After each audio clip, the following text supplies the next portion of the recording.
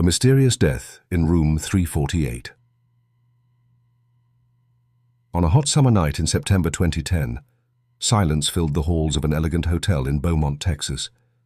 The lighting was dim, and the stillness hung heavy, as if foreshadowing a tragic event. From afar, a faint sound of a door closing could be heard. That was the beginning of a mysterious story. The next morning, investigators discovered the body of a man in his 50s inside room 348 of that hotel. At first glance, everything seemed normal. The television was still playing a calm scene, the air conditioner was turned off, and over $1,000 in cash lay untouched on the side table next to a pack of cigarettes and pieces of candy. Everything was in its place, and there was no sign of break-in or robbery. This led police to initially assume that Greg had died of a sudden heart attack due to his health habits. But the truth turned out to be far stranger and more disturbing. In fact, Greg Flenniken was a quiet man who maintained a daily routine. On the evening of September 15, 2010, he arrived at the Elegante Hotel after a long day of work and entered room 348 as usual. He turned on the TV, set up his little comfort zone, his cigarettes, a piece of chocolate, and spoke on the phone with his wife Susie to reassure her. Then he lay on the bed to listen to soft music from the TV. The next morning, his colleagues were surprised when he didn't show up for work.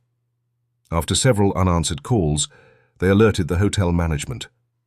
Security staff forced open the door that afternoon and found Greg lying motionless on the floor. The TV was still on, the air conditioner was off, and the bed was undisturbed. His daily habits were still present: a half-smoked cigarette in the ashtray, candy on the floor, and his wallet with $200 intact. The scene suggested a peaceful death. It appeared Greg had died of a heart attack. But the medical examiner noticed something horrifying beneath the calm. Greg had severe internal injuries with no visible marks on his skin. His ribs were broken, his genital area was mutilated, and his heart had a small, mysterious hole. These injuries typically only occur from a powerful blow or a gunshot wound. It quickly became clear he hadn't died a natural death. With the case now criminal, detectives led by Scott Appleton began investigating every detail. Hotel staff and nearby guests were interviewed, but no one reported any arguments or disturbances. Everyone who knew Greg described him as a kind, gentle man with no enemies. After months of stalled investigation, his wife Susie turned to a well-known private investigator, Brennan, for help. Brennan joined the investigation and revisited the evidence, determined to uncover the hidden truth. The breakthrough. Brennan began focusing on the smallest details. His attention was drawn to a strange spot on the lower wall of room 348, what looked like a patch covering some damage.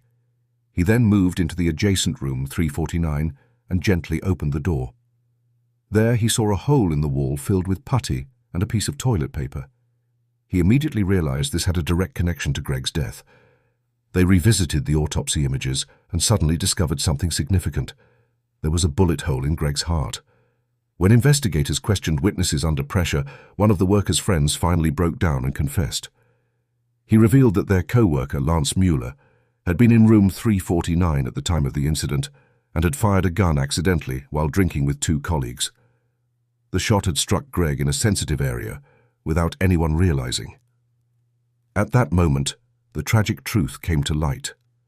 An unexpected gunshot from the next room had pierced the thin wall and fatally struck Greg while he was asleep.